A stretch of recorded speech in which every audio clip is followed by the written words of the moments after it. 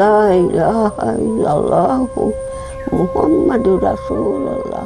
জীবনের প্রায় সবটুকু পার করে এসেছেন তারা। বয়সের ভারে নুয়ে পড়া এক মা আর তার শতবর্ষী মেয়ে।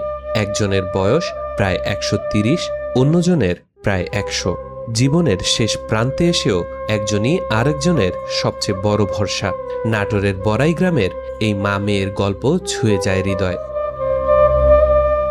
নাটোরের বড়াইগ্রাম উপজেলার গড়মাটি গ্রামের বাসিন্দা ফাতেমা বেগম ও তার মেয়ে মানিকজান। স্বাধীনতার পরপরই স্বামীকে হারান ফাতেমা, পরে মারা যান একমাত্র ছেলেও। এরপর থেকেই একে অপরকে আঁকড়ে ধরেই বেঁচে আছেন মা মেয়ে। তবে দীর্ঘদিন একটি জরাজীর্ণ ঝুপড়ি ঘরেই কাটছিল তাদের জীবন। আমারে পাশে যেন থাকে বেটা বিটিলি, আমার যেন দয়া করে, আমার যেন দেখে, আমার খুব অসহায়, আমার ইমাম যেন দান করে, আমার লেখান যেন দেখতে পাই। আল্লাহ সব দেখেছি, আমি দেখেছি, যুগ যুগ দেখেছি। ওই আগে এক বান, বড় বান হয়ে যখন যায় তখন আই মেয়ে আমার। স্থানীয়দের দাবি, ফাতেমা বেগমের বয়স প্রায় 130 বছর। প্রতিবেশীরা পাশে থাকলেও নিরাপদ একটি ঘরের স্বপ্ন ছিল অধরাই। সেই খবর পেয়ে এগিয়ে আসে মানবিক সেবা ফাউন্ডেশন।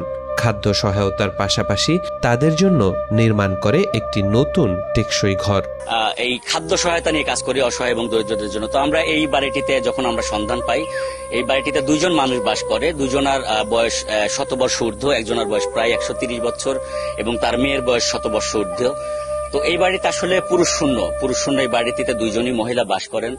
তো আমরা মানবিক সেবা ফাউন্ডেশন থেকে, আমাদের মানবিক সেবা ফাউন্ডেশনের সম্মানিত কো চেয়ারম্যান আব্দুর রশিদ খান হারুন ভাইয়ের পক্ষ থেকে বেশ কয়েকবার খাবারের ব্যবস্থা করেছি। এর পাশাপাশি আমরা যখন আসি আমরা দেখতে পাই, আপনারা দেখেছেন এই রাস্তাতে আসতে প্রচন্ড একটা কাদার রাস্তা, কাঁচা রাস্তা। এই কাদার রাস্তার শেষ প্রান্তে একদম বিলের মাঝখানে এই দুইজন অসহায় বৃদ্ধ মানুষ বাস করে।